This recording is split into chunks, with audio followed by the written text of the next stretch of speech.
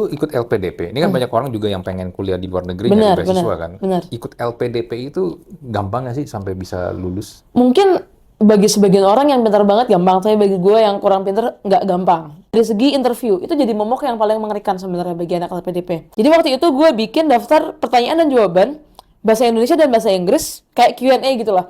Jumlahnya 100 sampai 150. Pertanyaannya sebanyak itu. Jadi apa yang menentukan lu lulus akhirnya? Welcome to Talk Podcast, Let's Talk Now. Bersama gue Andri. Episode kali ini gue kedatangan teman gue. Ini founder dan CEO dari sebuah startup EdTech yang lagi naik daun di top My Skill. Angga Fauzan, apa kabar bro? Baik bro. Sorry tadi telat-telat dikit lah. Gak apa-apa, gue jadi juga datang mepet-mepet sih. Mana ya? Bro, Yuk.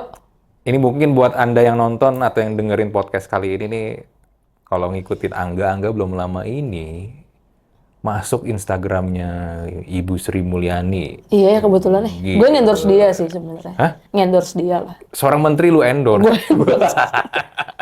Itu penghinaan tuh.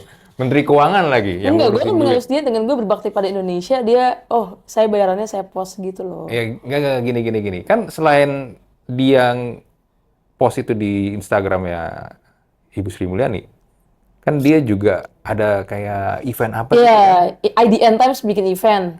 Millennial Summit apa gitu. Nah, dia present. Di present ada lu lagi tuh. Iya, dia present menjelaskan postnya dia. Lu kenal sama Bu Sri Mulyani? Hah? Kagak pernah ketemu, tapi enggak yang kenal lah. Gue nggak bisa bilang. Yang enggak ngopi bareng, Enggak lah. gitu, hangout bareng gitu? Enggak. Gue tipikal yang kayak dulu pulang-pulang dari kuliah, LPDP ada event, ketemu para alumninya, kemudian Bu Sri Mulyani keluar dari ruangan, habis itu gue ngejar-ngejar ngajak foto bareng, habis itu udah itu doang. Oh. Itu doang gue pertama kali ketemu dan terakhir kali. Tapi setelah itu nggak ada? Nggak ada lagi. Tapi kenapa dia bisa mempromosikan lu gitu loh? Mungkin ini sih, mungkin ada yang berbaik hati ketika bikin videonya, orang Kemenkeu ngasih tahu ke Bu Sri Mulyani, Bu ini kayaknya ada yang menarik nih gitu. Habis itu Bu Sri Mulyani share, mungkin gitu sih. Karena memang itu videonya ditujukan untuk para alumni LPDP. Yang buat adalah orang LPDP, ngerti maksudnya? Alumni LPDP? Oh iya, lu memang ini Iya, ya? gue alumni LPDP. LPDP ya. Jadi tim LPDP nyari beberapa alumni untuk diinterview. Sebenarnya udah banyak banget yang digituin juga. Terus mereka awalnya mungkin post di akunnya LPDP atau apa, cukup rame di situ. Nah mungkin dari situ ada yang share ke Bu Sri Mulyani. Nah postnya Bu Sri Mulyani lebih rame lagi. Iya. Kurang lebih gitulah. Tapi sayangnya YouTube-nya yang di Kemenkeu sepi. Kan lu udah gue kasih. Iya, gue lihat. Karena bukan Bu Sri Mulyani yang Mungkin sih nggak tahu ngepost. juga. Kalau dia ngepost link in bio, atau ini tonton lengkapnya di sini, ya kan? Dikasih link tuh di story itu. Iya tuh rame tau. Ada tanda panah. Bener, rame banget. Banyak banget yang ngechat gue gara-gara itu. Iya. Salah satu yang ngechat gue itu ada petinggi Polri. Petinggi Polri? Iya, dia orang Boyolali bro ternyata bro. Oh, orang Boyolali. Iya, petinggi Polri orang Boyolali, dia ngajak kenalan. Maksudnya ngekenalannya lewat WA, dia bilang, di Angga selamat gitu, videonya bagus banget, menginspirasi. Saya ini dulu dari Boyolali, lanjutkan perjuangannya, gitu-gitulah. Oh, tapi lu mengapresiasi. Gimana lu awal-awal dipecat sama polisi? Ya senang-senang aja, biasa aja. Nggak takut gitu? Wah, gue salah apa nih? Enggak lah. Dia soalnya untungnya ngejelasinnya panjang, langsung ngakak. Kan nyebelin gitu kan? Iya. Orang tuh kalau ngechat tuh paling sebel gini. Halo atau P atau Iya. apa selamat Andri, ditinggal sampai besok. Iya. Kita balas nih. Yes, ada apa gitu kan? Ini polisi. Iya. Bikin kita kaget. Takut kan? Kebat-kebit nih apa nih? Gue udah salah Mas apa? Angga, iya, ini saya dari kepolisian. Iya. Oh iya, Iya. saya dari kepolisian pusat loh. Nambah lagi. Iya, apalagi dari Polda. Pusing. Kan serem kayak gitu. Oh, tapi ini dijelasin langsung Jelasin. ya. Dan emang tujuannya mengapresiasi. Jadi kita senang-senang aja. Oh. Hormat. Gila. Terus, yang terakhir kemarin ini sama Watimpres, Bu Putri namanya. Itu ngapain? Dia ngajak ngobrol juga. Kalau dia ngajak ngobrolnya langsung, diajak ke kantor kepresidenan. Oh iya, kemarin gue lihat di postingan. Benar. Itu ngapain? Dia lebih ke ngajak ngobrol sih. Jadi kurang lebih 1 jam gitu dia nanya soal MySkill itu apa, prosesnya gimana bangun MySkill, visinya apa gitu kan, apa yang kira-kira kita bisa bantu gitu. Karena kebetulan Bu Putri ini kan dulu yang megang Mustika Ratu ya. Dia dulu direktur utamanya atau CEO-nya lah. Jadi gue belajar banyak banget soal gimana sih membuat bisnis yang sebesar itu bertahan puluhan tahun dan seterusnya gitu juga sih. Oh, lu sambil belajar jadinya Iya, ya. gue sambil belajar. Iya, iya, iya. Lumayan dapat nasi padang enak. Anjir, nasi Padang. Nasi Padangnya apa dulu nih? Kalau Padang Merdeka kan mahal. Ya, lupa gue nasi padang. Pokoknya Pagi enak sore aja. mahal. Ya, enak lah pokoknya. Terbaik Bu Putri. Kapan-kapan sering. Nah, tapi gini ya, Bro. Lu kan memang dikenal sebagai lulusan LPDP. Yang boleh dibilang ya, bisa dibilang kan jadi nih. Gue nggak pernah bilang gitu, tapi ya silakan orang-orang Tapi menyebut kan lu masing-masing. nggak, biarpun lu nggak mengakui itu, tapi kenyataannya kan lu jadi gitu, Bro. Lu bikin company, lu menginspirasi banyak. Apalagi kan lu juga cerita sama gue kan, tim lu itu kan mostly Gen Z ya. Benar. Ya kan, lu memimpin Gen Z yang katanya problematik. Katanya gitu ya. Katanya katanya. problematik. Cerita lu itu, gue juga pernah nonton pas lagi zamannya acara Hitam Putih masih ada. Oh, ya iya, kan, iya, lu iya. pernah diundang juga. Sekarang emang udah nggak ada? Udah nggak ada. Oh, nggak tahu Si gua. bos mah sibuk sama Udah bikin sendiri dong bisnisnya ya? sendiri. Gila itu. Bikin sendiri lah. Makanya waktu gue di company sebelumnya kita kerjasamanya sama si bos. Oh, Iya kan, ya, sama ya, si bos. ya. Jadi BA. Iya jadi BA. Jadi BA. Ijo-ijo sekarang bukan hitam putih. Iya, sama ini, sama Radit ya. Nah, terus gini, Bro. Apa yang lu lakukan itu kan nggak semua orang bisa loh. Sometimes maybe ya kalau mungkin buat yang julid sama lu, mungkin berpikir ini pasti ada privilege-nya atau apalah. Tapi kan yang gue tahu kan, sebenarnya kan lu memang bener-bener dari keluarga yang ya bukan dari keluarga yang inilah Iya. menengah ke atas. Iya benar. Apa sih yang bikin lu tuh, Bro, mau fight sampai habis-habisan sampai di titik lu sekarang gitu? Iya. Gue mau mulai dari yang julid dulu kali ya. Kayaknya seru tuh. Iya. Jadi tuh kalau gue petain tuh julidnya ada dua sebenarnya. Apa? Yang pertama, ya dia nggak percaya. Dia pikir, nggak mungkin lah, pasti gini-gini lah gitu kan. Itu mah remake misalkan ceritanya gitu kan, yang pertama. Yang kedua, mereka aware gue mungkin nggak mampu, tapi mempertanyakan, emang nggak mampu apa sih? Gue pernah ditanyain sama teman gue, emang lu semiskin apa sih cerita-cerita kayak gitu? Semiskin apa jadinya lu?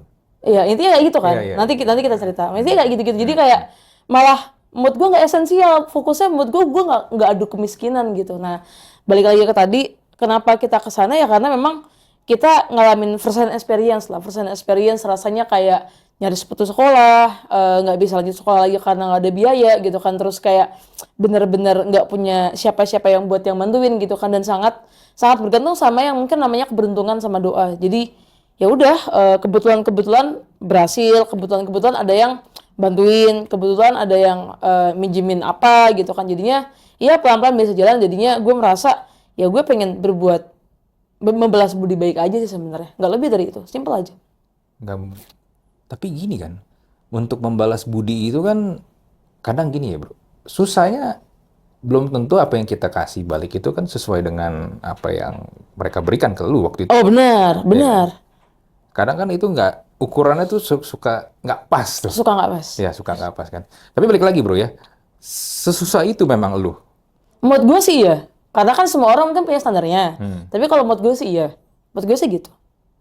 Sampai contoh deh, yang susah. Kasih contoh kali ya. Contoh susahnya kayak Kasih kayak contoh. gimana gitu. Jadi dulu kita kan memang titik balik kelihatan banget gue putus sekolah itu sebenarnya SMP ke SMA lah. SMP ke SMA. Jadi gue hampir nggak lanjut SMA karena memang nggak ada duit gitu kan. Jadi dari SMP kelar ngambil ijazah tuh kita diantar ke tempat kursus komputer. Yang mana bukan kursus coding sebenarnya. Jadi beneran kayak basic Microsoft Word lah, basic Excel lah biar bisa jadi admin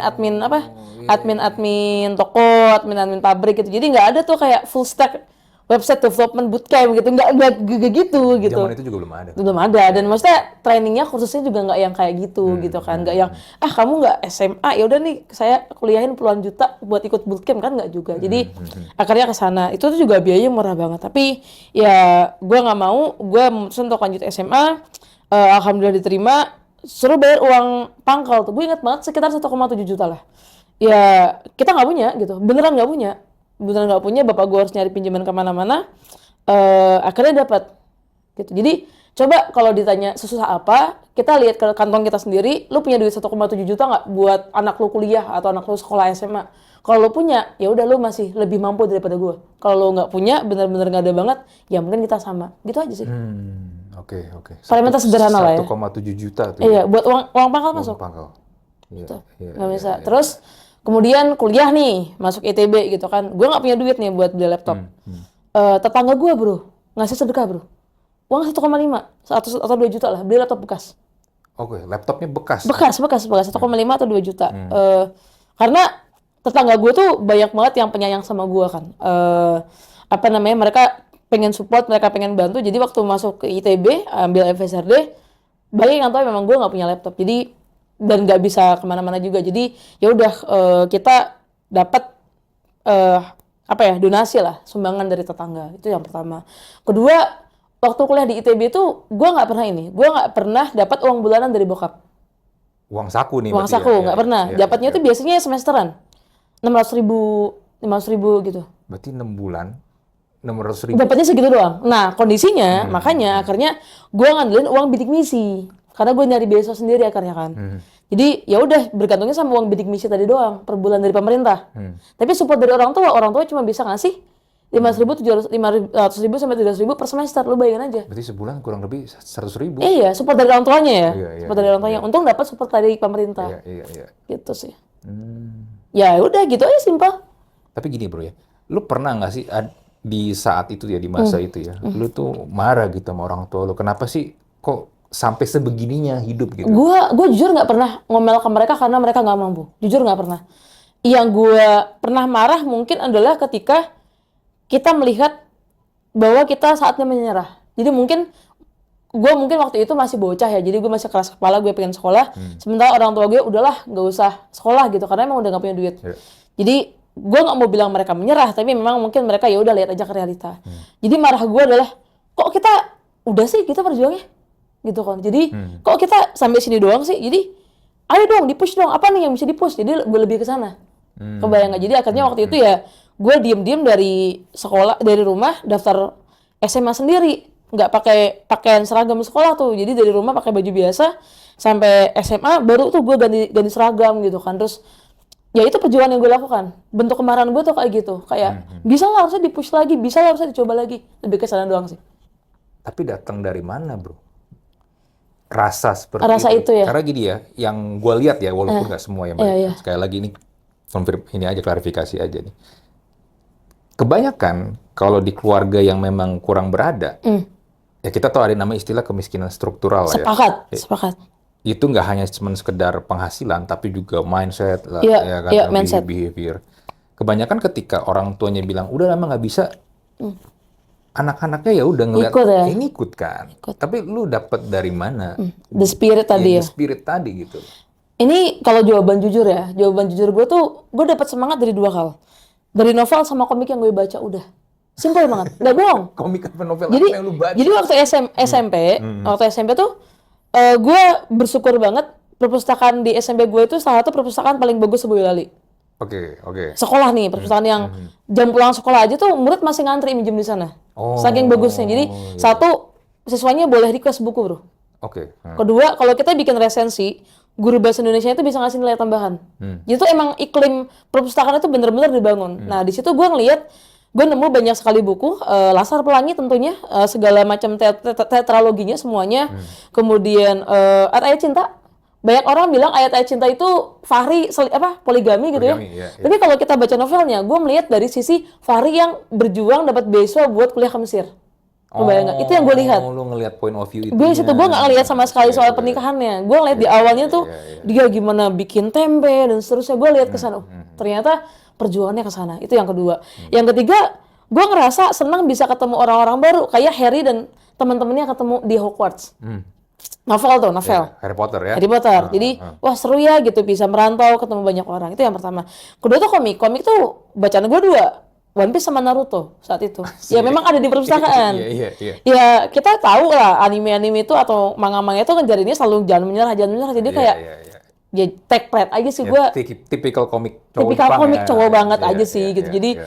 yang kayak kejar terus, berantem terus gitu. Jangan pernah nyerah. Udah gitu doang. Oh, lu terinspirasi dari situ. Simpel banget, dua itu. Iya, iya, Kenapa gue iya. suka baca novel sama komik? Mundurnya ke SD. Hmm. Karena SD gue nggak punya teman.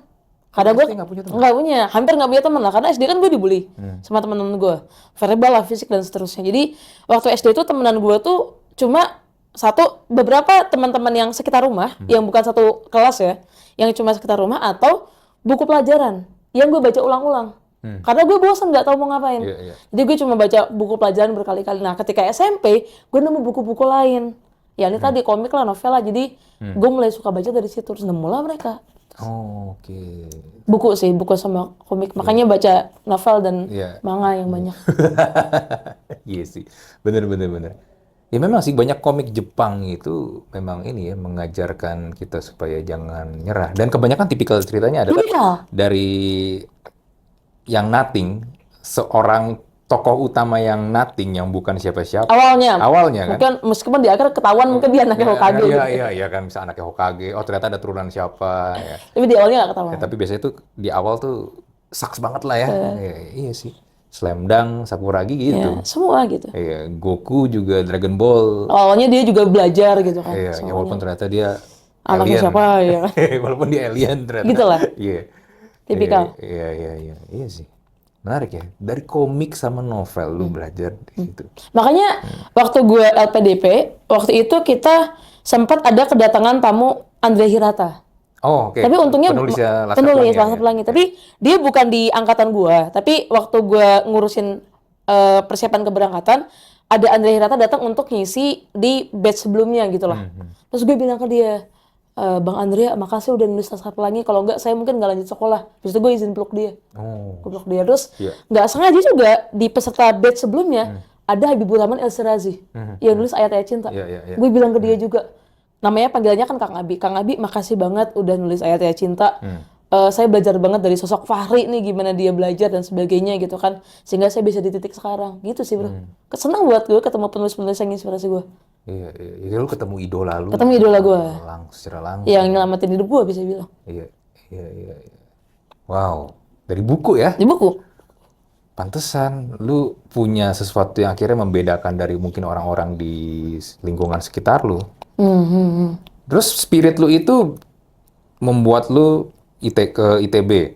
Sampai ITB lulus. Iya. Terus kenapa lu masih mau lanjut lagi kuliah keluar? Karena dari dorongan untuk bisa sekolah dan kuliah berkat banyak perjuangan tadi, kayak kita harus effort banget buat sekolah dan kuliah, gue merasa bahwa gue ternyata orangnya suka belajar. Gue nggak bilang pintar, tapi gue suka belajar, kebayang nggak maksudnya?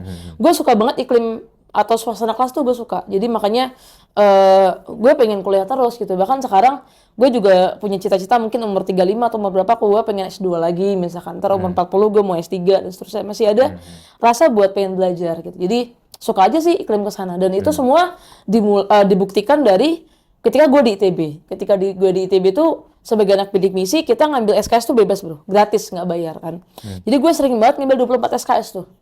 Satu semester ya? Satu semester, sering banget. Jadi kalau nggak salah ya, gue tuh lulus kuliah tuh 150-160 SKS lah. 166 kalau nggak salah. Jadi banyak banget. Termasuk yang paling banyak lah SKS yang diambil dibandingkan mahasiswa lain. Kenapa? Bukan karena gue pintar, tapi gue suka banget sama suasana kelas. Gue suka banget belajar kayak, mumpung nih akhirnya gue bisa sekolah gitu, bisa ikut kelas gitu. Karena sebelumnya gue nggak bisa. Iya. Gitu sih. Oh, oke. Lalu lu ikut LPDP. Ini kan banyak orang juga yang pengen kuliah di luar negeri nyari beasiswa kan. Benar. Ikut LPDP itu gampang nggak sih sampai bisa lulus? Mungkin bagi sebagian orang yang pintar banget gampang, tapi bagi gue yang kurang pintar nggak gampang. Nggak gampangnya gimana? Nggak gampang? Kita breakdown satu-satu ya. Hal pertama yang mungkin bagi gue jadi tantangan adalah bahasa Inggris tentunya. Kenapa? Karena skill bahasa Inggris gue nggak cukup bagus pada saat itu setidaknya. Jadi gue lulus SMA itu dengan nilai bahasa Inggris itu cuma 6 bro. Ujian nasional. 6 ya, angka inilah ya. Batas-batas limit Batas-batas lah ya. limit lah. Iya. Nah, kemudian akhirnya gue bingung nih, nilai gue segitu gue mesti gimana gitu kan. Terus kemudian ketika kuliah, gue punya cita-cita untuk lanjut S2, tapi kan skill dan keinginan tidak nyambung ya gitu. Akhirnya gue mencoba belajar sendiri. Pas udah lulus kuliah, gue mulai kerja dan di situ gue mulai daftar TOEFL, bayar TOEFL lah, sertifikasi TOEFL. Oke. Terus TOEFL ITP waktu itu, karena murah ya, cuma 450.000 atau 500.000, yang paling murah lah. Ternyata nggak mencapai hasil minimal bro, 500 kan skornya? 550. 550 ya. Jadi waktu itu skor pertama gue cuma 400-an lah, Oh. 400-an. Skor kedua naik dikit tapi masih 400-an. Skor ketiga itu udah 500-an tapi belum sampai 550. Skor keempat gue nggak berani ngambil. Kenapa? Takut aja gitu karena gue kan bisa jelek. Sampai sekarang masih di UI sana masih. Oh, jadi nggak lu lanjutin tuh? Nggak gue ambil. Yang keempat udah gue tes tapi nggak gue ambil akhirnya. Oh. Udah kayak udahlah nggak mungkin lah. Iya, Itu contoh yang pertama. Iya. Dan itu tuh gue menyiapkan tes tadi itu memang dengan perjuangan yang menurut gue udah gue cobain sebisa mungkin gitu. Jadi tempat kerja gue dulu ketika kita pulang kerja jam 9 malam itu hitungannya masih sore. Masih sore? Hitungannya. Wah, senang nih pulang jam 9 gitu ngerti maksud gue. Udah kayak agensi. Udah kayak agensi. Jadi rata-rata mungkin jam 10, jam 11 gitu kan. Nah, pulang jam segitu gue baru mulai belajar.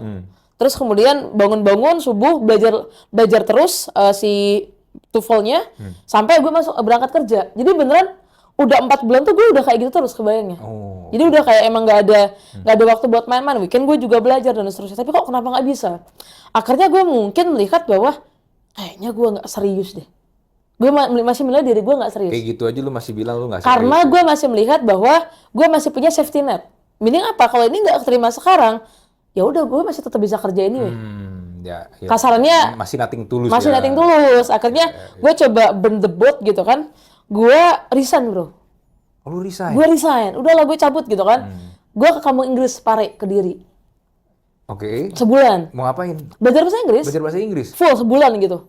IELTS gitu. Nah akhirnya karena TOEFL ITP gue nggak bisa-bisa, udahlah gue nyerah sama TOEFL ITP, gue mungkin nyoba yang IELTS aja, yang beda gitu kan. Mungkin itu jadi jalan baru buat gue. Akhirnya di sana sebulan full gue nggak diganggu kerjaan, gue nggak diganggu siapapun, dan gue ngambil semua kelas yang gue bisa. Offline juga kan soalnya kan nggak online.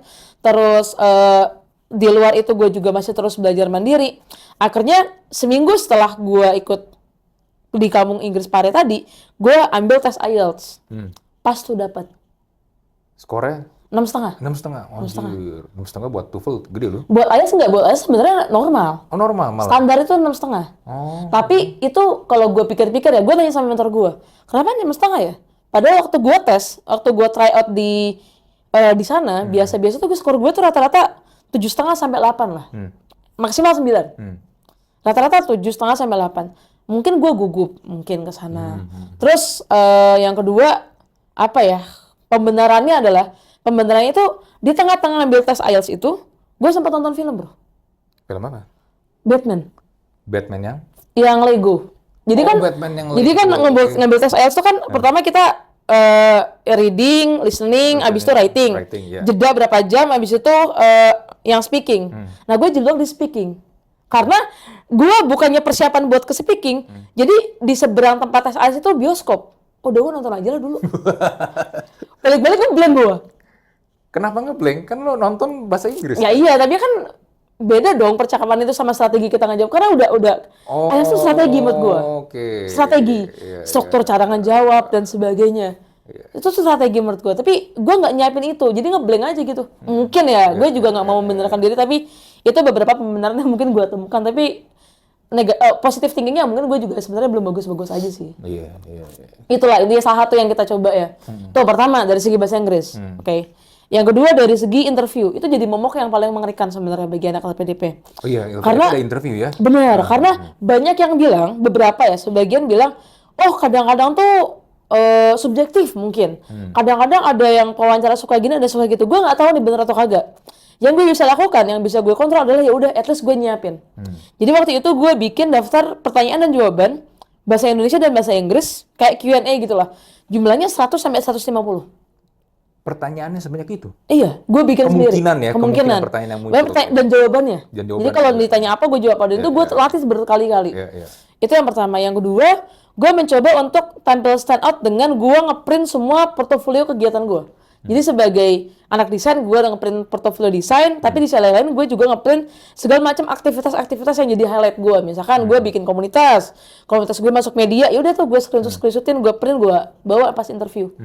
Itu sih dua itu yang gue lakuin ya buat persiapan. Oke, jadi apa yang menentukan lu lulus akhirnya dari To be honest, gue juga nggak tahu jawabannya sih. To be honest, gue nggak tahu jawabannya. Tapi pengalaman Pengalaman gue nyoba sendiri dan gue bantuin orang untuk persiapan, itu tuh kita dilihat dari 3 hal.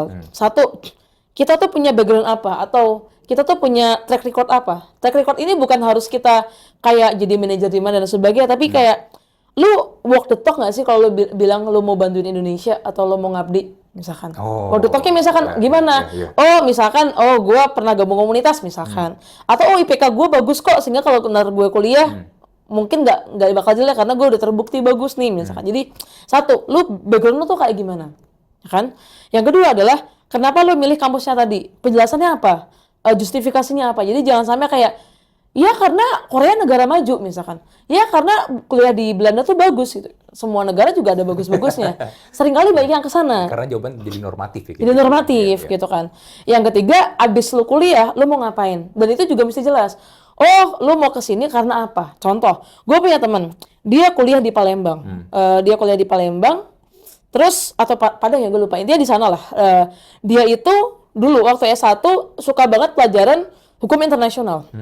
Di kampusnya dia S1 tuh nggak ada dosen yang lulusan kuliahnya S2-nya tuh hukum internasional. Jadi rata-rata mata kuliah hukum internasional itu diajar oleh dosen-dosen hukum yang lainnya, yang umum lah mungkin ya. Nah, dia pengen belajar hukum internasional di Belanda untuk balik ngajar hukum internasional di kampusnya. Karena belum ada dosen hukum internasional yang memang background-nya hukum internasional. Udah gitu doang. Terima. Karena ada feedback Dan jelas gitu loh. Lu kenapa, lu kesana gimana, lu balik mau ngapain, ada tempatnya. Ibarat kata kalau investor nih, lu traction-nya apa sih? Abis lu gue invest, lu mau ngapain nih gitu loh. Gitu. Jangan sampai lu diinvest tapi ternyata lu belum bikin apa-apa misalkan. Ya kalau enggak berarti gue cuma bayarin lu doang. Baliknya apa nih returnnya? Prinsipnya sama lah. Prinsipnya sama. Iya. Nah waktu itu lu bilangnya pengen apa? Ingin membantu Indonesia? Enggak, kalau gue dulu ngomongnya lebih sederhana. Jadi gue dulu punya cita-cita. Cita-cita gue justru di bidang pariwisata sebenarnya. Kenapa? Karena S1 gue itu skripsinya atau tugas akhirnya itu ngomongin soal tourism branding. Gue suka banget branding dari segi marketing, tapi juga dari segi desainnya kita mesti gimana nih, kita bisa bantu apa. Jadi tugas akhir gue itu waktu itu tourism branding di kota Bandung. Jadi kayak gue bikin travel journal lah, gue bikin rekomendasi tempat-tempat di Bandung dan sebagainya, gue gambar pakai cat air. Kurang lebih kayak gitulah. Dan gue mau melanjutkan studi gue terkait tourism branding di negara yang secara tourism bagus dan kampusnya juga lebih tinggi dari ITB dari segi art and design. Yang pertama. Kedua, gue punya cita-cita untuk balik tuh awalnya tuh kerja di ITB lagi bro. Jadi ITB tuh punya lembaga konsultan, namanya LPIK kalau nggak salah. Itu lembaga konsultan yang diisi oleh dosen-dosen ITB untuk ngebantuin proyek-proyek pemerintahan dan seterusnya. Dan LPIK itu waktu itu dia banyak ngejalanin proyek-proyeknya Kemenpar untuk bikin strategi turismenya. Jadi dulu tujuan gue simple. Gue ngelanjutin apa yang gue pelajarin di Edinburgh karena Edinburgh itu salah satu kota wisata terbesar di dunia. Banyak banget rewardnya dari UN juga, banyak banget pengakuannya. Edinburgh sendiri juga lebih tinggi peringkatnya. Jurusan art and design-nya juga lebih tinggi peringkatnya daripada ITB. Edinburgh tuh peringkat berapa ya? 14 atau 18 lah gue lupa. Masih belasan dunia, tandanya lebih bagus. Nah dari situ, ketika udah kelar, tujuan gue masuk LPIK, ITB. Untuk gue kerja di situ, ngebantuin proyek-proyeknya Kemenpar, bikin brand strateginya berbagai macam daerah wisata. Dan gue tunjukin tuh data-data bahwa spending pariwisata Indonesia tuh udah makin tinggi dan seterusnya dan sebagainya. Itu awalnya. Jelas kan, maksudnya clear lah, secara umum clear lah. Proven juga gitu, tapi balik-balik kan gue 2019 bro. 2019 akhir, itu di pandemi 2020 kan, gue merasa sama terselamatkan di sana karena gue mau apply ke sini tuh belum bisa. Jadi waktu itu ya udah gue sebelum apply ke sini gue daftar dulu di agensi, nunggu bukaan dan sebagainya lah, kerja di agensi. Pandemi 2020-nya, jadi nggak jadi ke situ, nerusan di startup jadinya. Gitu. Lu kenapa sih pilihnya Scotland? Scotland di ya, antara semua negara ada yang semua negara ya. ya kan maksudnya kan kalau tadi tujuan lu untuk pariwisata kan nggak cuma Scotland. Benar, benar. Apalagi kan Scotland itu ya walaupun sama-sama pakai bahasa Inggris, logat orang Scottish itu kan Beda banget ya. ngomong apa sih? Ngomong sih Ngomong gitu. bahasa Inggris Iya, iya, apa iya, sih? iya, benar-benar. Tapi menurut gue menariknya gini, gue sebenarnya ngeliatnya Edinburgh-nya ya. Jadi Edinburgh itu satu dari kota lamanya atau Old Town-nya itu dapat penghargaan dari UN sebagai kayak kota warisan dunia. Kota modernnya juga sebagai kota warisan dunia. Kemudian dia juga punya festival buku kalau nggak salah juga diakui sama UN gitu ya sebagai kota literasi dunia pokoknya hal-hal kayak gitulah. Itu yang pertama. Kedua, Scotland itu secara resources sumber daya itu sebenarnya nggak banyak. Dia nggak ada Edinburgh tepatnya dia nggak ada tambang, nggak ada apa dan sebagainya. Dia cuma kota aja. Ada tapi kotanya itu ada kota tuanya, ada kota modernnya. Itu yang pertama. Yang pertama. Kedua, dia nggak cuma mengandalkan landscape kotanya, tapi dia mengandalkan poin kedua nih kalau dari segi marketing strategi buat turisme itu activation. Activationnya apa? Dia punya namanya Edinburgh Fringe. Edinburgh Fringe itu adalah festival tahunan, yang mana ketika festival itu dijalankan, jumlah warga di Edinburgh tadi tingkat 5 kali lipat. Turis asingnya masuk semua. Oh, karena ada festival itu. Ada festival dan festivalnya tuh sebulan gitu. Banyak banget ada festival ini, festival itu dan seterusnya. Jadi gue merasa kota ini menarik tidak hanya mengandalkan landscape. Oh ya udah gue punya pantai misalkan. Oh gue punya kota tua misalkan enggak. Tapi mereka bener-bener bikin activation yang selama 1 bulan tuh populer banget di dunia. Nah itu menurut gue yang menarik dari situ sih. Jadi gue akan belajar satu dari kampusnya yang Edinburgh University yang bagus tadi secara peringkat kampus dan jurusan. Kedua gue belajar dari segi Edinburgh sebagai kota juga bro. Gimana sih kota Edinburgh ini mengembangkan dirinya gitu. Tinggal di sana tapi gimana ya? Seru setahun gue di sana kan. Iya. Lu adaptasinya? Hal pertama yang gue lakuin adalah gue mencoba untuk bisa nggak cuma bergaul sama orang Indonesia. Di sana tuh gue ikut UN, gue magang di UN, United Nations. United Nations di cabang di Scotland gitu. Volunteer ya, magangnya volunteer. Di sana bikin banyak event, bikin banyak campaign yang pertama. Jadi gue seneng banget. Gue di sana direkturnya tuh udah kayak nenek gue sendiri, baik banget orangnya, suka ngasih kita makanan dan seterusnya. Itu yang pertama ngebantuin. Yang kedua, gue merasa bahwa gue itu ternyata suka banget traveling ke tempat-tempat baru. Nah, makin gue ketemuin di sana, maksudnya. Jadi gue suka jalan-jalan tuh honest. Jadi di Inggris sendiri tuh gue traveling kalau nggak salah 20 sampai 25 kota lah di Inggrisnya. Kemudian gue traveling juga di negara-negara Eropa juga kayaknya 14 sampai 15. Tapi backpacking. Jadi kayak beneran kayak gue tidur di rumah sakit, gue tidur di bandara, gue tidur di KFC, McD, kayak gitu-gitu buat ngehemat. Seru-seruan aja, gitu sih. Iya. Lu sampai segitunya ya biar bisa explore banyak. Biar bisa explore. Jadi misalkan nih, gue ke gue ke Cambridge. Misalkan gue ke Cambridge. Cambridge itu gue 2 kali ke sana, dua-duanya tuh gue tidurnya di rumah sakit bro. Tapi rumah sakit memang boleh buat tidur ya kalau lu. Jadi bukan di rumah sakit, jadi dalam rumah sakitnya itu ada kafenya. Oh, lu di kafenya. Gue tidur di kafe, kafenya 24 jam. Jadi kita pinter-pinteran nyari tempat buat 24 jam aja gitu. Misalkan gue di Belanda kalau nggak salah 3-4 hari gitu ya. Gue tidur di Schiphol, bandaranya gitu. Gitu-gitu sih. Jadi nemuin banyak banget hair traveling aja sih yang budgetnya murah banget akhirnya. Dia bisa kemana-mana. Itu sih hal baru yang gue rasain pas gue kuliah di sana gitu. Terus yang kedua, tentu punya teman-teman baru yang menurut gue di luar circle gue pada umumnya. Mungkin circle gue kan waktu itu mungkin teman-teman kuliah aja dan seterusnya yang ujung-ujungnya mereka profesinya ya ketebak lah itu lagi kan. Di sana gue ketemu sama teman-teman yang kayak anjir ternyata dia penulis film gitu. Teman gue penulis film terkenal di Indonesia bahkan gitu kan kayak wah anjir.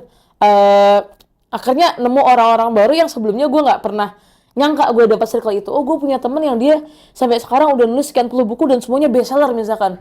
Yang kalau dia ngeposting di IG-nya aja tuh kayak semenit tuh habis 100-an buku gitu. Gitu-gitu. Jadi gue merasa anjir dunia tuh luas ternyata bos. Gitu sih.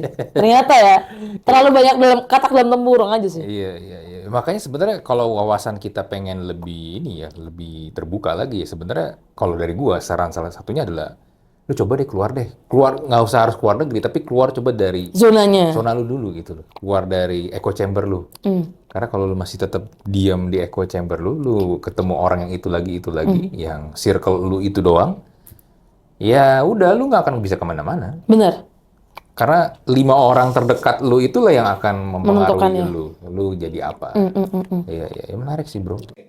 Lu berarti ya udah membuktikan kalau lu tadi hampir nggak sekolah, putus sekolah dari SD ke SMP, sampai akhirnya lu bisa dapetin LPDP, kuliah di luar. Tapi banyak orang kuliah di luar itu nggak balik.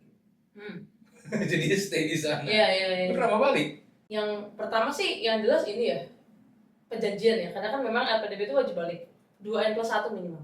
Misal gua kuliah 2 tahun, maka 2 kali 2 tambah 1, 5 tahun. N-nya adalah berapa tahun kita studi. Kalau di UK setahun, maka 2N+1-nya adalah 3 tahun. Itu yang pertama. Jadi jelas gitu wajibannya ke sana. Karena memang kita didanai uang negara. Kedua, mungkin gue sendiri ya, gue tuh tipikal orang yang dekat sama keluarga. Jadi gue nggak suka yang jauh-jauh gitu. Jadi gue tuh sekarang aja tuh pulang ke kampung halaman gue di Boyolali tuh mungkin sebulan sekali, 2 bulan sekali. Kayak gue tipikal orang yang dekat sama orang tua lah. Jadi nggak suka yang terlalu lama jauh-jauhan. Kecuali untuk tujuan yang jelas. Misalkan gue mau kuliah lagi misalkan gitu ya. Selagi bisa. Nah itu yang kedua. Ketiga, gue merasa banyak ruang kontribusi gue tuh paling possible ya di Indonesia. Kenapa coba? Banyak pasangan tuh. Di UK gue ngapain? Kerja doang. Di sini kan gue bisa bikin komunitas lah, bisa bikin apa lah yang seru-seruan gitu kan. Iya. Tapi kan kebanyakan orang kan ya peluang di sana lebih gede. Oh iya pastilah. Penghasilan juga lebih besar. Pasti. Dibayar kan kalau di Pasti. UK pakai pound sterling lagi. Iya, pakai dolar, pakai pound sterling gitu ya. Iya. Dolar. Kalau di convert ke kurs rupiah. Banyak tau, itu bahkan kerja kayak di Amazon gitu ya, kerja kayak di toko tuh banyak yang ngumpulin uang LPDP. Masa udah lebih tinggi daripada LPDP kalau lu rajin. Oh iya. Kerja di ya gitu di Amazon, ngangkat-ngangkat barang gitu, atau kerja di restoran gitu tuh gede bro sebenarnya. Gak bohong, gimana?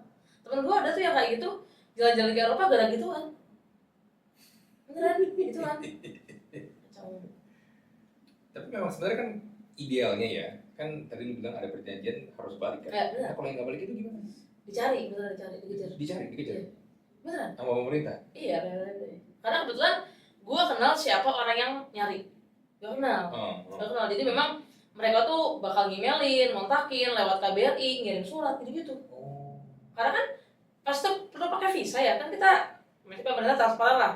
Oh siapa pasti pakai visa apa, visanya aktif atau enggak. Orang Kemenkeu sama Kemenlu aja menterinya sahabatan dari zaman SMA, ya enggak? Sekali WA dong. Mau dong data si ini. Visanya di mana? Lu bikinin paspor kemana nih dia? Gitu kan bisa jadi. Gue nggak tahu sih teknisnya gimana, tapi beneran dicari. Karena memang teman gue tadi dia cerita gitu, memang ada pertama dia kirim email, mungkin dia Baik-baik dulu ya. Iya, ngajak Zoom, ngajak meeting, kenapa kayak gitu sih. Paling buruk tuh disuruh balikin duit. Suruh balikin duit. Bukan deportasi gitu enggak? Enggak suruh balikin duit. Dan ada yang beneran balikin duit. Jadi udah kerja di sana nih.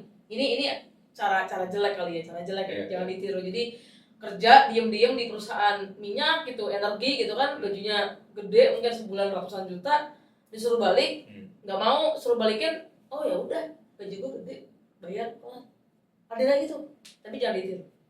Iya, buat dia itu jadi stepping stone aja. Iya, dia merasa sombong jadinya. Gaji gue udah gede banget, bisa, gue nggak butuh apa-apa, tinggal gue balikin, tapi kan buat gue, ya itu nunjukin siapa kita aja sih gitu.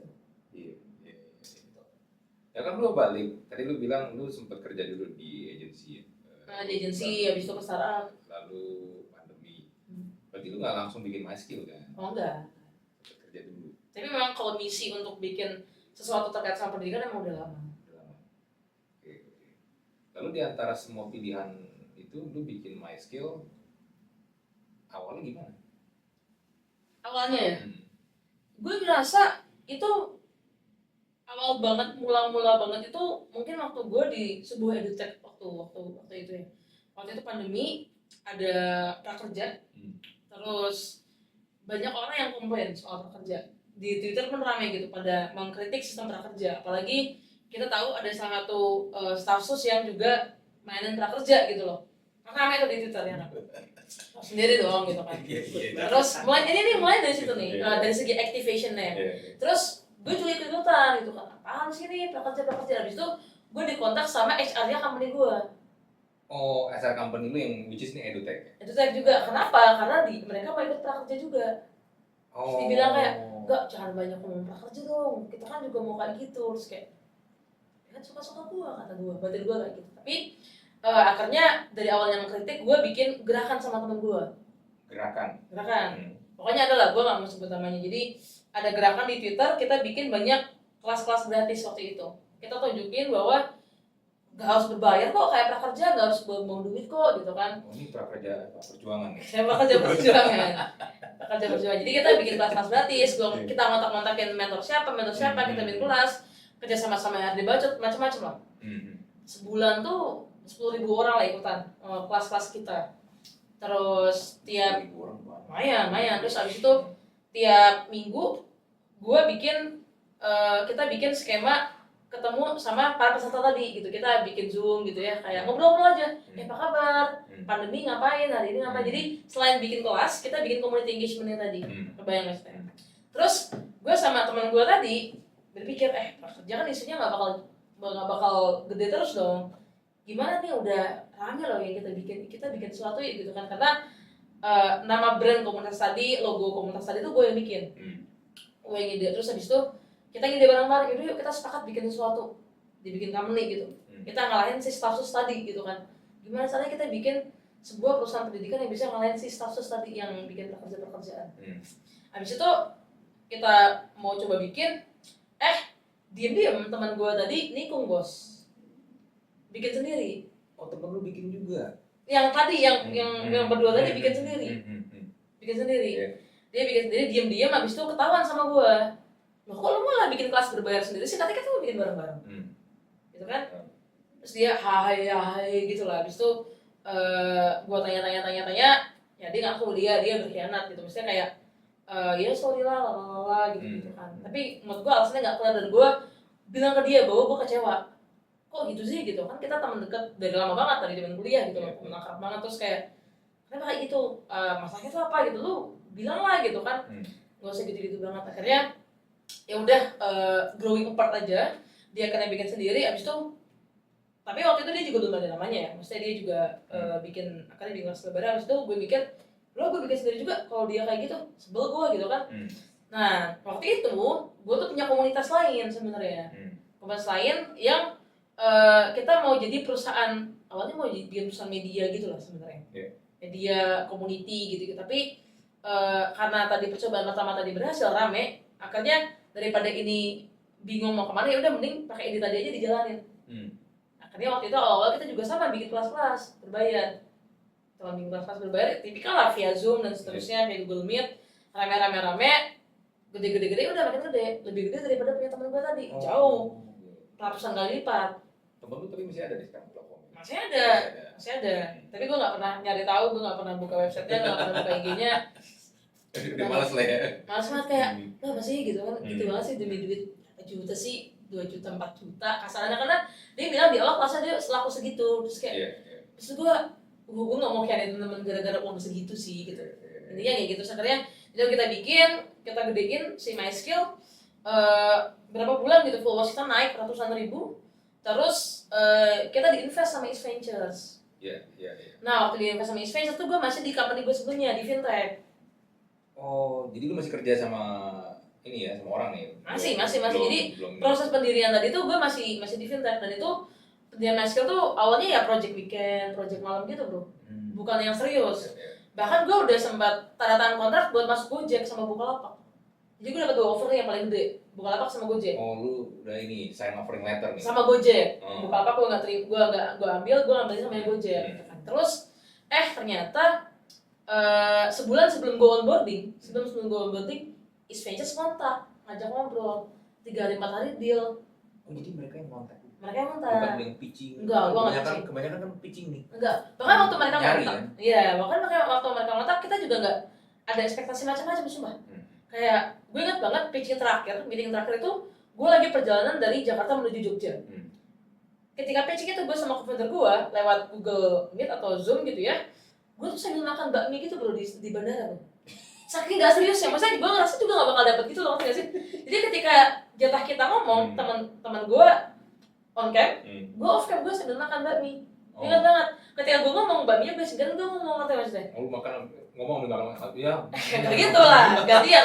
Tapi intinya nggak serius itu, maksudnya kayak gue ngerasa nggak dapat lah gitu dan gue bahkan juga masih ngomong sambil jalan menuju pesawat, pegang HP aja gitu, ngerti nggak? Nggak serius itu, maksudnya gue pikir nggak bakal dapat lah, expenditure gede banget, lalala. Nah pas gue sampai Jogja kayak sejam kemudian gitu ya, pas gue landing dikontak. Nanti malam bisa telepon nggak? Itu kayak 2 jaman lagi gitu lah. Terus pas gue sampai hotel di Jogja, telepon tuh jam 7 malam, gue ingat banget hari Jumat jam 7 malam. Terus intinya mereka bilang dia mau invest, sekian miliar gitu kan. Atau sekian, pokoknya gede lah, gede banget. Terus habis itu, gimana ya? Hal pertama yang gue pikir apa coba? Gue bilangnya sama Gojek gimana ya? Iya dong. Dia masih peduli sama orang lain ya? Peduli, walaupun ya pasti gue tolak dong. Gojeknya, misalnya gue berpikir mungkin kasarannya ya, pun ini gagal, gue masih bisa apply kerja lagi bos. Kasarannya dong, kasarannya. Tapi dapat investment segede itu tuh belum tentu gue dapat lagi gitu loh. Iya, kadang-kadang mungkin setahun seumur hidup, setahun seumur hidup, ya kan? Dan itu is venture maksud gue. Kalau mungkin venture capitalnya mungkin yang kita nggak kenal, gue mungkin masih pikir-pikir. Jadi itu is ventures gitu loh. Yang kita udah tahu reputasinya, terus akhirnya udahlah gue adalah gitu kan. Senin paginya gue nelfon orang Gojek, Mbak boleh nelfon nggak gitu kan. Habis itu punten nih, saya kayaknya nggak jadi ambil. Habis itu dia bilang, ya mas, tapi kan yang kandidat-kandidat lainnya udah kita tolak gitu, udah kita batalin gitu. Habis itu kenapa mas ya? Karena kita dapat project, saya dapat funding dari Ventures. Dia nanyanya gini, emang project apa? Berapa lama projectnya? Dia pikir tuh mungkin kayak project CSR yang kayak berapa bulan doang gitu loh. Enggak mbak, ini investment ya kayak dulu mungkin Gojek awal kali dapat investment kayak gituin. Oh gitu mas, oh yaudah mas, kita nggak ada skema penalti atau apa juga sih, jadi ya udah kita nggak bisa gimana meskipun ya saya juga sedih gitu karena dia tuh ngajakin gue tuh udah dari lama banget bro. Jadi itu tuh kalau nggak salah dealnya tuh bulan April, mereka tuh udah ngajakin gue tuh dari bulan Oktober atau November tahun sebelumnya. Setengah tahunan udah VP-nya tuh udah nggak kontakin gue gitu. Jadi ya udahlah itu. Terus pas pengumuman funding, teman gue tadi yang mereka liat kontak gue. Oh, biasa tuh. Tahu sendiri kan? Membangsat orang-orang kayak gitu. Iya. Terus habis itu gak gue balas. Atau kayak doang pokoknya gitulah, gak gue balas lah intinya. Terus udah, ya lewat masih berkembang. Terus akhirnya video Bruce Lee Mulyani tadi berputar kan kemana-mana, banyak nyebar ke WA, banyak nyebar kemana, banyak banget bro. Dan itu nyebar ke salah satu grup bersama kita. Jadi gue anak Salman nih, gue tuh Salman tuh masjid di ITB. Jadi gue tuh dulu cukup aktif di kegiatan Masjid Salman ITB lah, sama dia juga. Ada tuh senior kita ngepost di grup situ, wah ini ya De Angga hebat lah gitu-gitu kan. Dia live grup dulu. Nggak tahu bro. Nggak tahu. Gara-gara ada postingan gitu. Gara-gara ada yang nyebar video gue sama yang di Mas Muslim ini kan, ada yang muji-muji gue tadi. Dia live grup. Gue nggak tahu sih kenapa. Mari berimajinasi aja. Berimajinasi. Tapi karena memang orang suka lucu ya. Terus lucu. Padahal tuh kayak, nih kalau gue bacain ya bro, dia tuh kaya banget bro. Dia tuh kaya banget. Kayak gue tuh, dia tuh gak kekurangan apa-apa lah kasarannya gitu kan. Kayak, kenapa sih gitu? Kenapa gitu? Maksudnya, emangnya udah, kenapa lu? Gue tau ya, mungkin kalau imajinasi kita dia iri sama gue karena ada yang muji, menurut gue tuh lu udah jauh lebih maju gitu, lu udah lebih mapan aja daripada gue, keluarga lu tuh gitu kan. Apa yang mau diriin dari gue gitu? Atau mungkin dia gak pengen ada 2 matahari di grup itu bro. Mari kita berimajinasi aja. Mataharinya di grup WA itu cuma boleh 1, nggak boleh ada 2. Gak tau juga. Kalau kan ada 2 jadi panas. Panas ya? Iya, nggak boleh. Makanya dia adalah gue live aja demi kebaikan WA grupnya. Anjir. Mungkin. Gak tau. Lucu aja buat gue. Oh gitu. Iya. Ya tapi memang apa yang lu punya terus sekarang ya, apa yang lu dapetin ya isu progres yang menurut gue memang nggak bisa didapetin dalam waktu cepet. Progres.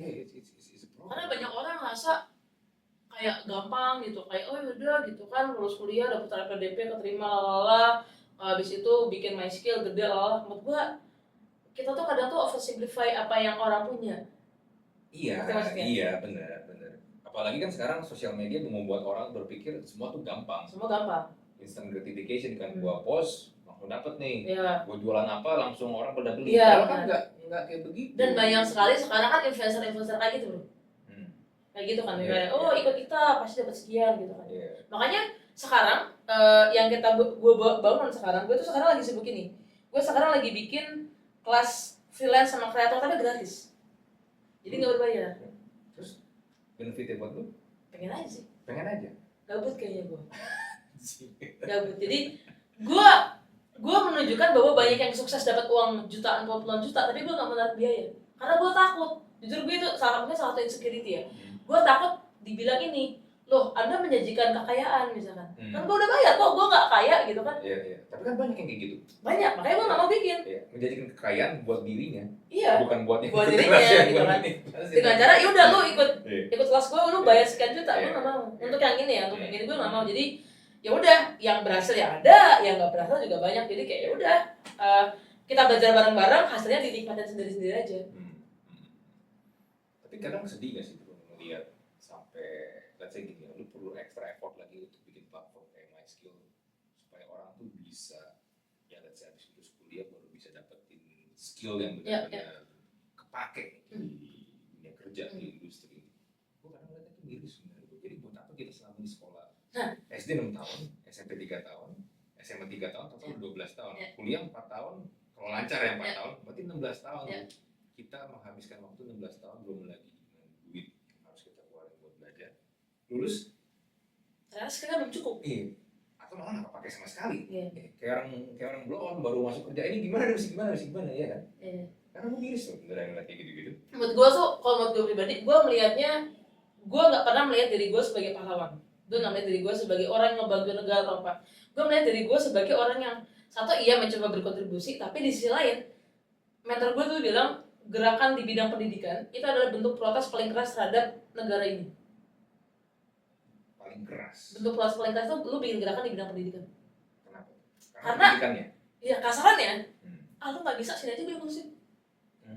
Keras tuh. Kasarnya bang, kasarnya banget ya. Gimana sih Dre, lu nggak bisa? Di sini gue aja, tuh bisa gue. Kemarin siapa? Mentor gue bilang gitu ya, mentor gue bilang gitu. Menurut gue itu terlalu kasar aja. Kemarin siapa yang ada tweet ya? Gue baca di Twitter ya. Jangan pernah berharap kalau pendidikan di Indonesia maju, kalau ke pendidiknya aja secara ini pendapatan juga banyak yang kasihan bro. Siapa ya? S3 dosen S3 kan buat dia S3 tuh biaya udah bisa. Wah gila sih. Tapi katanya penghasilan yang mereka dapat ketika lagi ngajar di kampus itu tuh nggak sebanding emang. Jadi teman-teman gue banyak yang keguruan. Jadi mereka tuh balik-balik ngajar gitu ya, ratusan ribu bro. Ada yang bahkan digaji itu per jam dia ngajar, jadi kayak sejam gitu, sekelas misalkan 15.000. Ya udah lu sebulan ngajar berapa kelas? Oh 50 kelas, ya udah 15.000 kali 50 udah. Gitu. Ada kayak gitu beneran. Kalau dia jadi trainer dibayar per jam bisa jutaan. Belum tentu dong. Tergantung trainingnya apa dulu. Iya, tapi kalau mau ngomong gobloknya nih ya.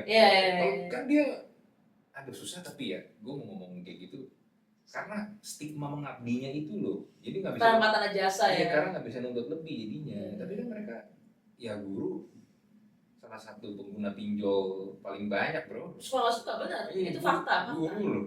Nih, gue cerita ya. Jadi istri gue tuh kan guru. Untungnya dia guru di sekolah internasional. Tapi baru-baru ini tuh ada kebijakan yang menurut dia agak aneh di tataran nasional ya. Maksudnya dia nggak spesifik sama sekolah nanti. Ada beberapa teman dia di sekolah lain itu katanya pajaknya cukup tinggi sehingga gaji dia tuh buat guru internasional ya itu kepotongnya gede banget. Jadi nggak cuma guru nasional ternyata yang terima itu, guru internasional juga atau tenaga kerja asing itu juga banyak kepotongnya juga gila-gilaan karena pajak. Misal gue nggak tahu. Jadi misal nih lu udah 6 tahun kerja di situ. Gara-gara aturan baru tadi, gaji lu sekarang sama dengan gaji lu 6 tahun yang lalu. Karena pajaknya gede. Ngerti maksudnya? Jadi yang ngalamin itu nggak cuma terjadi di sekolah lokal. Sekolah yang bagus-bagus di Jakarta juga banyak. Nggak cuma buat guru-guru Indonesia, guru-guru luar juga ngalamin. Maksud gue adalah, emang kompensasi kepada para pendidik ini dialami oleh semua segmen bro. Nggak cuma yang di desa. Maksud gue ke situ. Ya jadi gimana mau ngarepin output yang susah. bagus kan? Karena mungkin gini ya, salah satu yang gue anggap adalah, kalau hipotesa gue adalah banyak yang merasa jadi guru itu sekedar ngajar. Padahal kalau kata istri gue, ngajar itu mungkin cuma kayak 20%, 30% lah.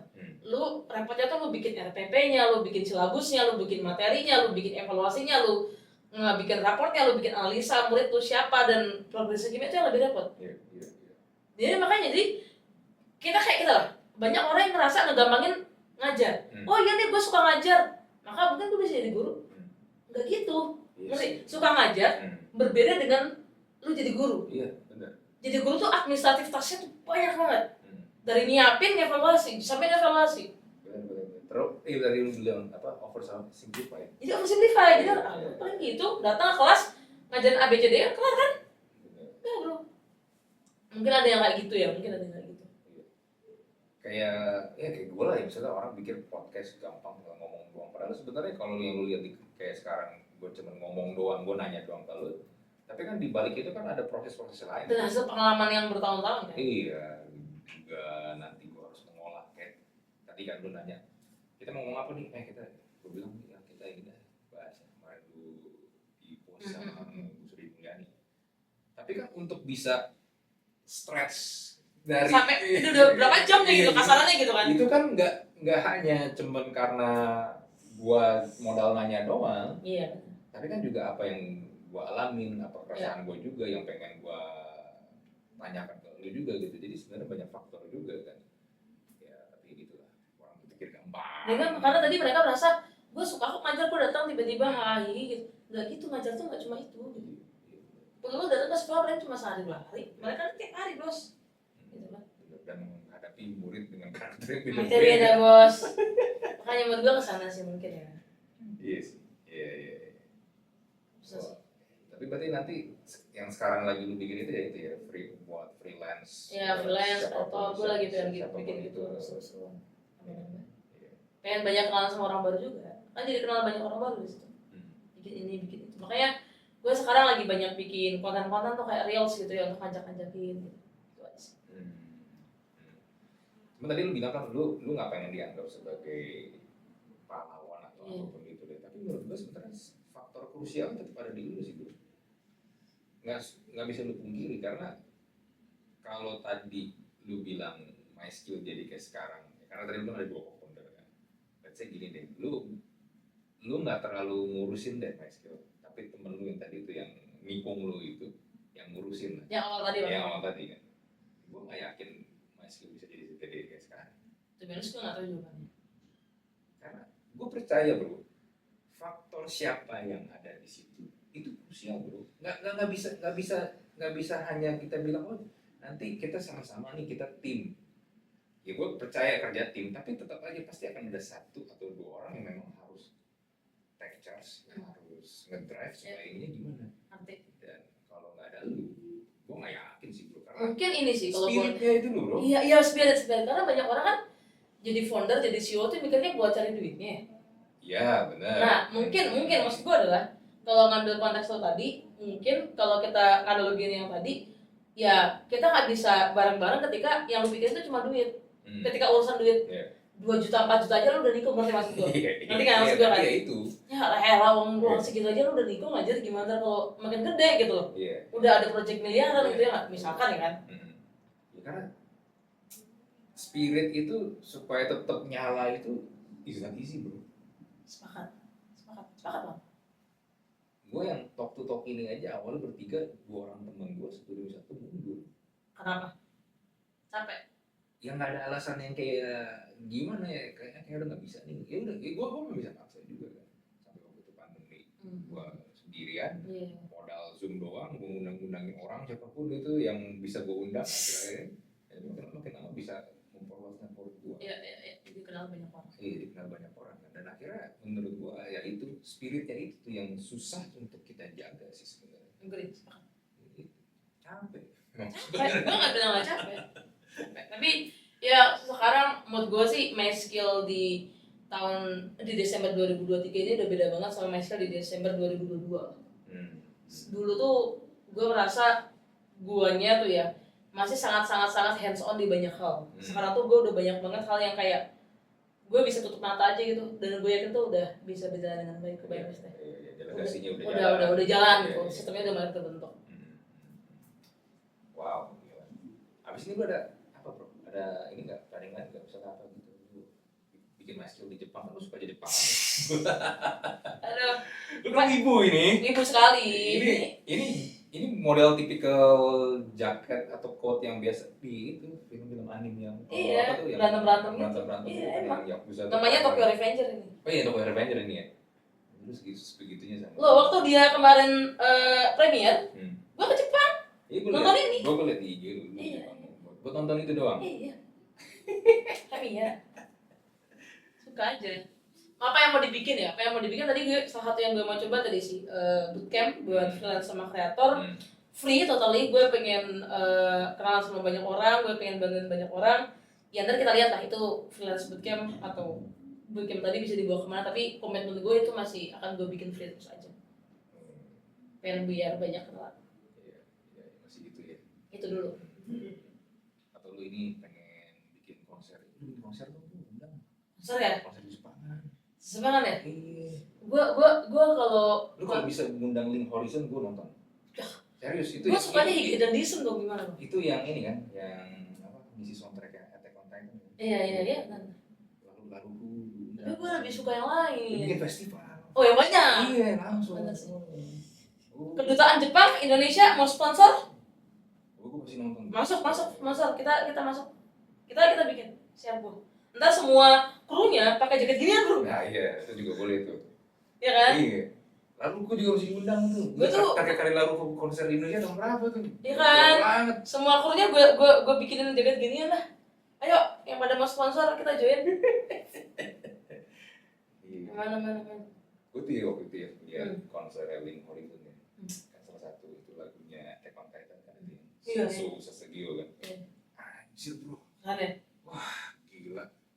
Biasa konser orang di bangku penonton layar handphone nyala semua kan. Iya. Enggak ada. Nonton aja gitu kan? Nonton. Terus tau kan yang Shinzo Sasageo gitu kan. Iya. Lu bayangin bro, satu stadion. Tanpa disuruh ya? Mengikutin yang ininya aja. Iya, bener. Wah gila itu. Tanpa di briefing gitu kan? Itu crazy nih. Makanya. Gila. Anime tuh, menurut gue tuh anime tuh underrated anjir. Anime tuh orang tuh menganggap anime tuh ini loh. Apaan sih tontonan kartun buat anak-anak? Tapi Ya, masih kalau banyak. kalau lo memilih anime yang tepat dan lo ikutin dengan benar, gue yakin tuh hidup lo berubah. Yakin gue? Kayak lu ya ada inspirasi Iya. ya. Temen gue juga banyak kan gitu kok. Kan ada cerita tuh, ada orang gak jadi bunuh diri karena dia nonton One Piece gitu kan. Ada orang disengat tawon 400 gitu. Nggak kenapa-napa karena dia berpikir bahwa dirinya adalah Goku gitu. Ada loh ini, coba cari di berita. Anime tuh underrated menurut gue. Karena di Indonesia atau di sebagian negara tuh masih berpikir emang gitu belum buat anak-anak kan. Tapi kan kalau kayak di Jepang atau di Amerika animasi itu kan industri. Industri. Ya, kan? Industri yang menghasilkan uang gede banget. Mungkin karena memang dulu ini ya vibes-nya dibikin kayak minggu pagi buat teman anak-anak gitu ya. Jadi mungkin kesana. Iya. Terbiasa lah. Padahal ya nggak semua kartun kayak gitu. Iya benar. Ya, nonton aja kayak ada beberapa yang memang nggak cocok buat anak-anak. Iya. Gue pernah tuh kemarin di Jepang nih ke tempat kartu Yugi gitu kan. Kartu Yugi. Terus niat ada situ tuh kartu mahal banget. Kartu mahal. Terus habis itu gue ngebayangin. Misalkan ada teman gue nanya, enggak, lu ngapain sih ngoleksi kartu-kartu Yugi gitu? Kan itu buat anak-anak. Coba tanya gini, emang lu gimana sekarang kondisi bro? Udah punya rumah bro? Belum enggak, masih nyicil KPR. Berapa harga rumah? Iya 150 juta. Lu tau gak kartu Yugi ini harganya 150 juta? Gue tuh arah kemana ke situ. Iya kan? Baik kalau gue gituin kan? Maksudnya kayak ya udah gitu. Kadang tuh nggak buat anak-anak gitu. Iya. Attack on Titan juga endingnya gimana? Menggal kepala gimana buat anak-anak? Iya. Benar. Kan?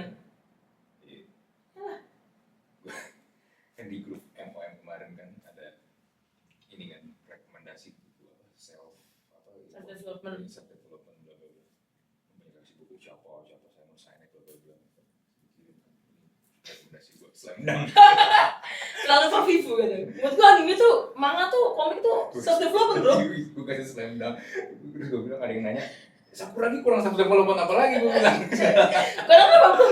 Wah lu kalau nonton Sakuragi wah udah. iya Attack on Titan kurang apa lagi self development sekali itu. iya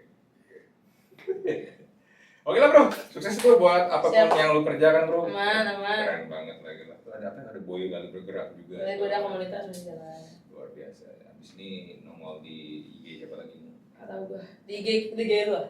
Di Oh, di IG gue mah gampang, lu berapa kali juga nongol di IG gue. Iya makanya. Itu dong. IG presiden. Siapa tahu nanti viral. Iya. Di presiden yang mana? Joe Biden. Lagi rame nih presiden nih. Iya. Oke, thank you Siap. Angga. Kita jumpa lagi di Talk to Talk episode berikutnya. Bye.